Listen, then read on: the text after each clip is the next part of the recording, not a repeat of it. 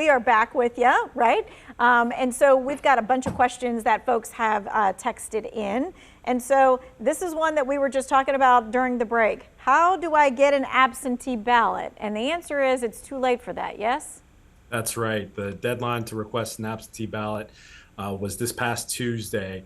The one exception is if you have a medical emergency or an illness, you can have a near relative come to the Board of Elections office and put in a special request for a medical emergency absentee ballot where they can apply for it, bring that and take the ballot home to you to be able to mark that ballot. But we need to make sure that we get that ballot back either in person by election day or as long as it's postmark by election day and received that following Monday, then it will get accepted and approved. But that exception it only applies for medical emergencies or for sickness and illnesses.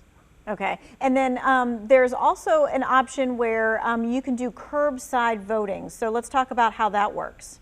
Right. So for the voters that are unable to do the absentee by mail voting process, they also have the option to go to their specific polling place on election day, and we have what's called curbside voting.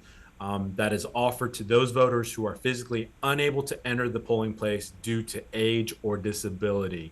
And that's where the precinct officials will come out and they'll service the voter in their vehicle by bringing out the voter application and their ballots. And the voter can fill out the application and mark their ballot in the comforts of their vehicle and then have it scanned and tabulated.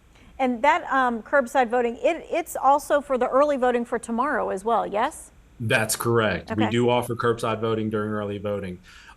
Those voters will be asked to sign a curbside affidavit form attesting to the fact that they are physically unable to enter the polling place only due to age or disability.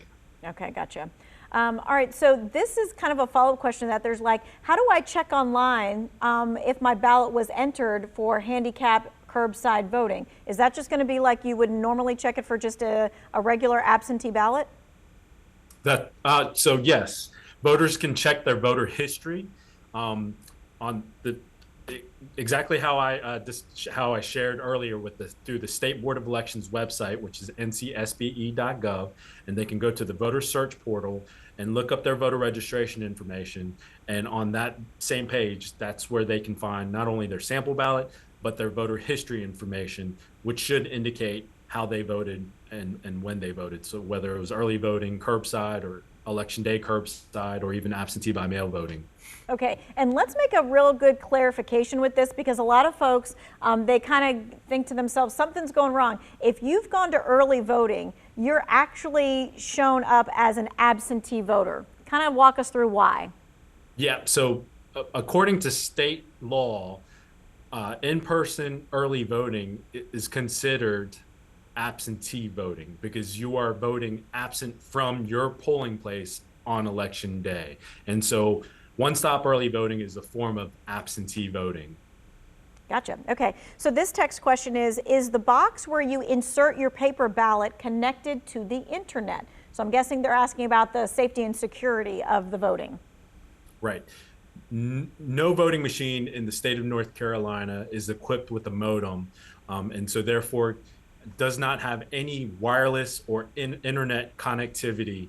And so that in itself secures the voting machine from any wireless or internet hacking, if you will. There's physical securities that are in place to ensure the security of the voting machines. In fact, all the voting machines that are used among the 100 counties here in North Carolina, they have to go through a statewide certification process, which includes testing of that voting machines. Not only does it go through a statewide certification, but any company, voting machine company that sells their product with any of the counties here in the state has to also be federally certified. And so there's this extensive testing and certification process that's involved before we can even use any particular voting machine.